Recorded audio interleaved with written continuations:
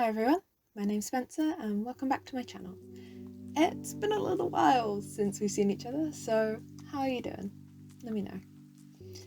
I took a little break from making videos and honestly doing anything online at the end of last year because there was a lot happening in my life, especially with Punderland Studio during the Christmas market season, so I stopped making videos. Also, my tech decided that it hated me, which it still does, by the way, which you'll see in this video. So filming became really difficult, and honestly, I didn't want to waste my limited energy on something that wasn't going to work out properly in the end anyway. I always want to give you all the best video I can, so when my tech wasn't working, I didn't feel like I could do that. And on top of all of that, we also took in a stray cat who really needed some help.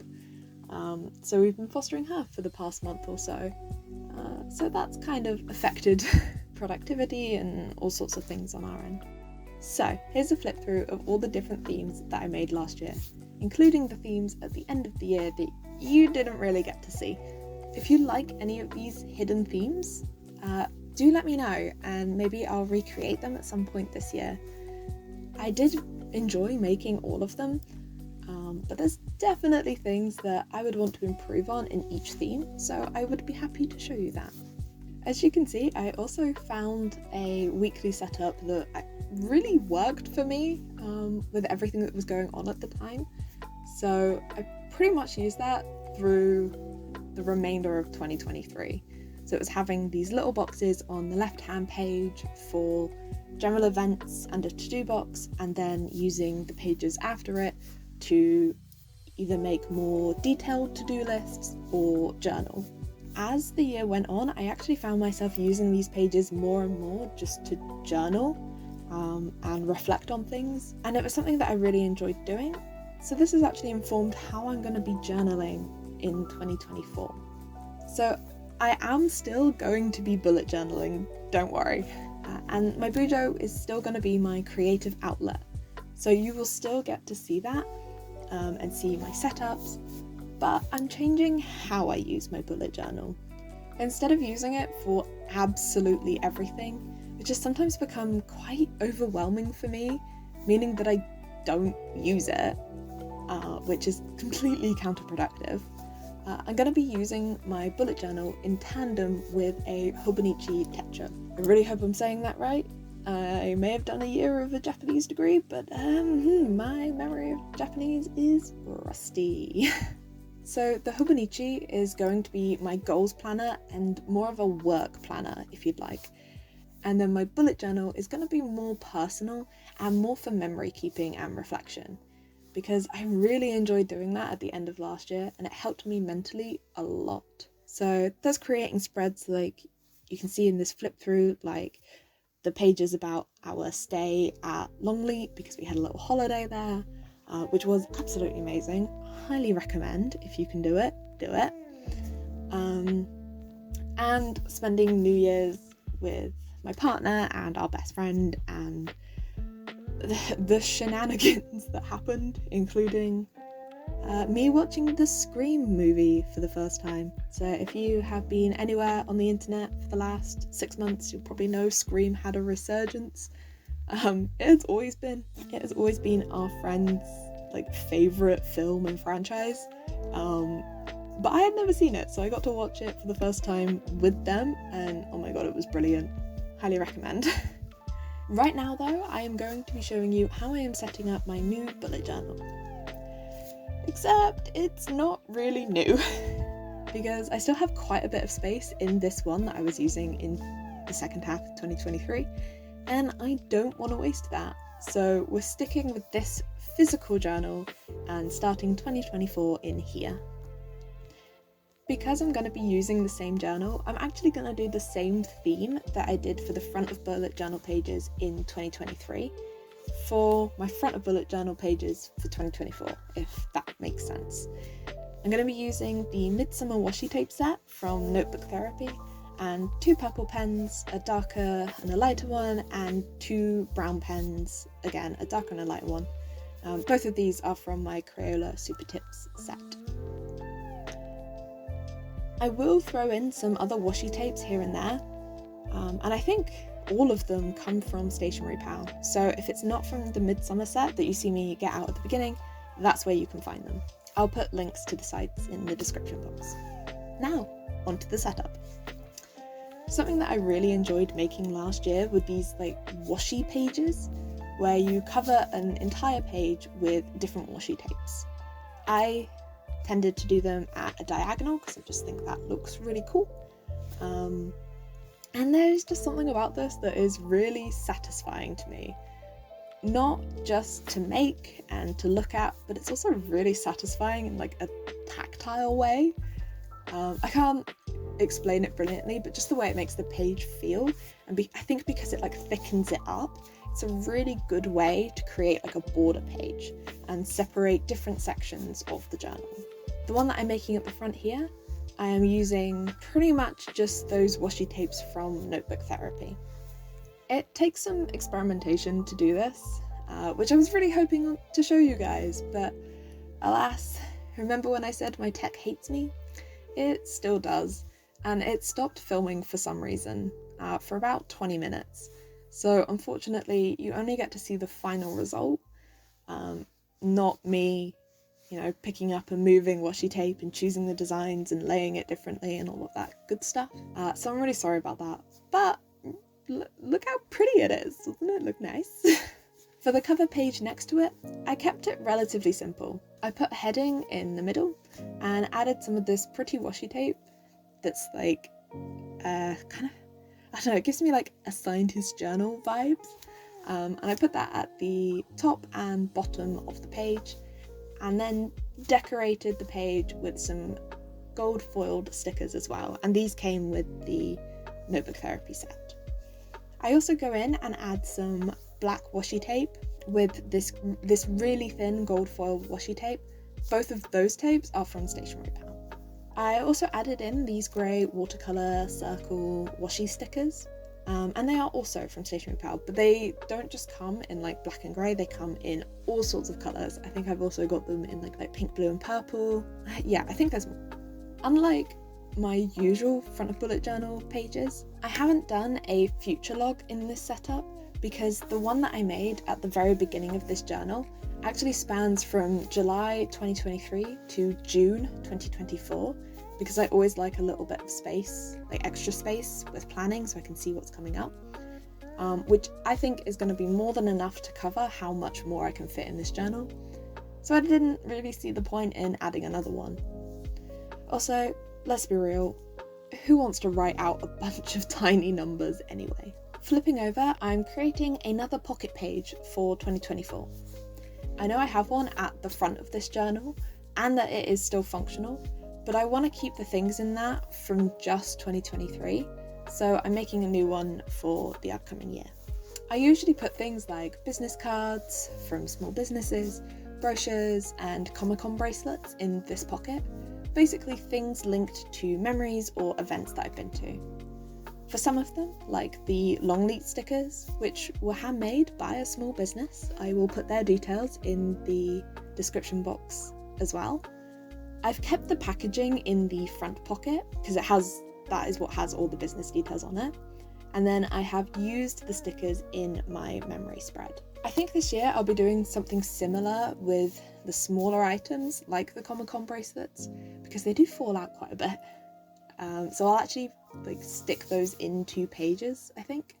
But larger things like brochures, and I think business cards, unless I make them tip-ins, I will keep them in the front pocket as well. On the pocket page, I've done another washi tape board in the top half down to the top of the pocket. This time though, I made the washi tape go horizontally. I'm taking a page from this perforated journal to create the pocket. I did it this way so I didn't lose a page of my journal, because normally when I do this at the front of the journal, I use the flyleaf page, that kind of useless page that flaps around and can't be used for anything. However, those don't really exist in the middle of the book, but honestly, getting this pocket to stay was a nightmare, and it may have just been easier to take the out and stick 2 pages together. I stuck it in using a combination of glue tape and washi tape. I actually had to put it on both the pocket side and the page to get it to stick together. Normally, glue tape is enough, but we'll see how that goes. I then decorated the pocket with these picture frame taro washi tape, which I cut each frame out separately and then kind of treat them as stickers. On the next page, I am writing out my HB90 goals for this quarter. HB90 is a system created by the author Sarah Cannon. Her YouTube channel is called Heart Breathings if you want to check her out, and it's a way of quarterly planning that helps you set measurable goals. Kind of like the SMART goal system, if you've heard of that before. And I find it really useful because I am shit at setting reasonable goals. I either completely overestimate the time I have, or my ability, or whether my body is going to let me do that or not. And this system has worked well for me in the past, so I am revisiting it and trying it again in 2024.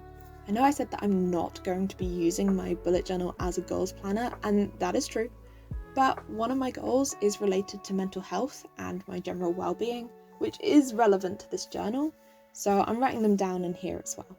I'm also going to be setting up the trackers in this journal, and those will include things from these goals, sort of repeated actions from these goals. So again, it makes sense to have a reference, basically. This page is super simple because it is mostly writing, although I did my best to try and jazz it up with washi tape and stickers. Because I'm a maximalist through and through, and that will never change. I mentioned trackers before, and those are what I'm going to be setting up now. Last year I made a 23 things to do 23 times in 2023, and I really enjoyed using it, and I think it helped encourage me to do some activities that I wouldn't usually, or I haven't kind of prioritized in the past, but having a tracker to kind of motivate me to do it really helped give me a kick up the butt.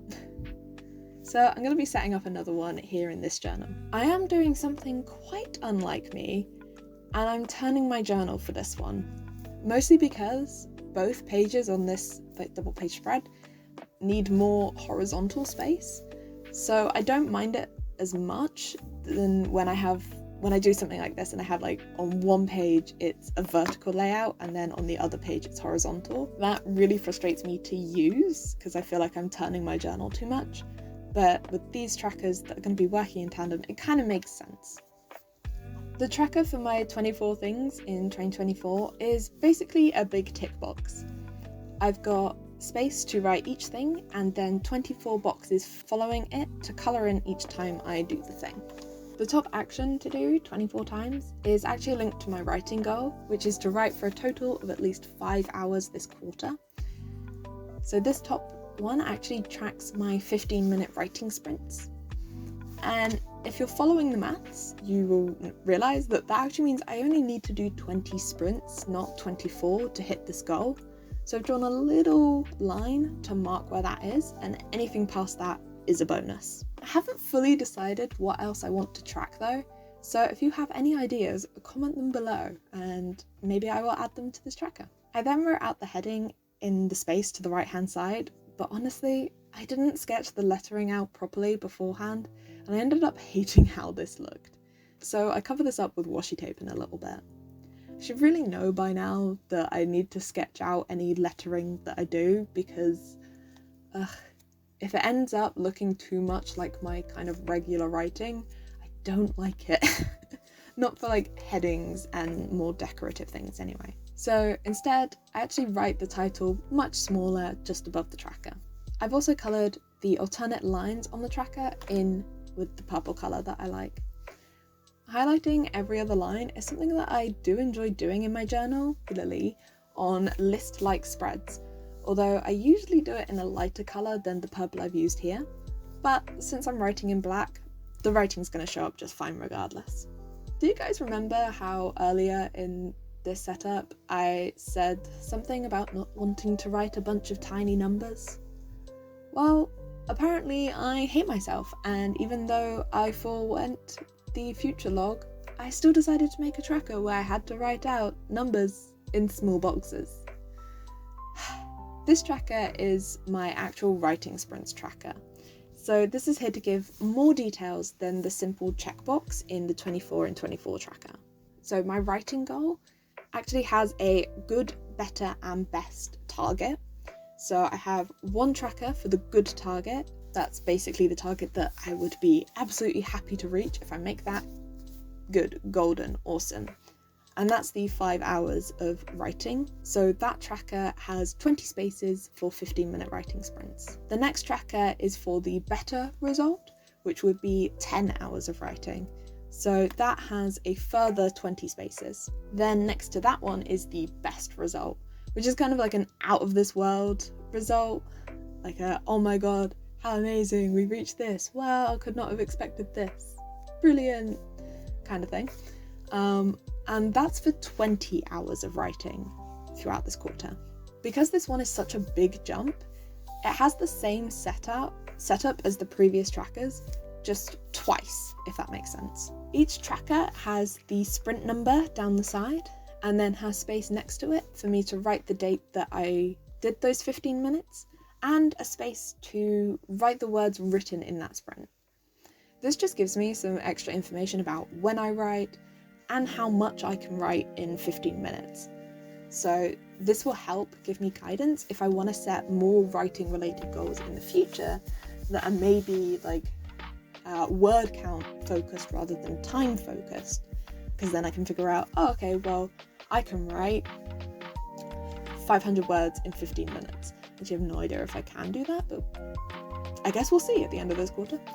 So say I can do that, and then I'm like, okay, well, I want to write 1,000 words this quarter. Then I'm like, oh, I only have to do like 2 writing sprints to do that. So you see, like, it'll just help me in the future with setting more goals. So this goal itself is kind of more of an information finding goal. Anyway, I'll stop rambling about writing now, because, well, I don't know if any of you are actually here for that. I haven't done any writing content in quite a while. But let me know if you want that back. We can absolutely do some writing vlogs or something. Anyway, I digress. Back to the setup. This next spread is my checkout spread. This is basically a space for me to write out all the things that have been recommended to me or have piqued my interest. I split these into 4 columns. So I've got one for books, one for films, one for TV shows, and one for games. These tend to be like the 4 categories I get recommended the most. Yeah, I'll sometimes get recommended things like different YouTubers to watch, or classes to take, but those I can put, I can either tack them on to one of these or just jot them down elsewhere. As long as they get written down somewhere, I'll probably remember to have a look and check them out. I coloured in the headings for each of these boxes again, and alternated between that light purple colour and a light tan colour. I then added this thick tan washi tape, again that scientific journal style one, on either side of the title and ripped it at an angle, just so it looked kind of more interesting and not too neat.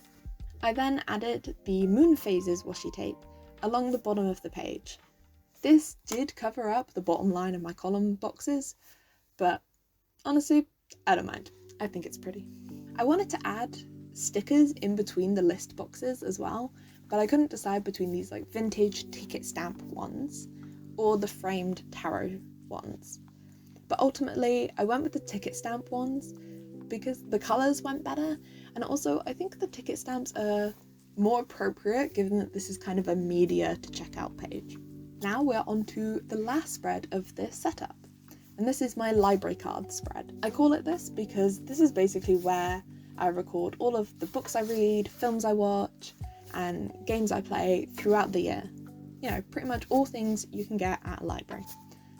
I've also added a smaller box here for miscellaneous things. These are things that don't quite fit in the other boxes. For example, if there's a YouTuber I discover and I really enjoy watching their content, then I can put them down here. And same with podcasts or musicians, for example. This is another column style page, but unlike the checkout page where they're all the same size, these ones are different sizes because I know myself. and I know that I will play more games and watch more TV than I will reading books. Although that ratio is evening out slightly now that Spotify have audiobooks as part of premium. Honestly, best move. I love it because I'm already paying for premium, so I don't have to worry about paying for several different things. It's all in one place, which I love. Like on the previous page, I've coloured the headers in, alternating between purple and tan.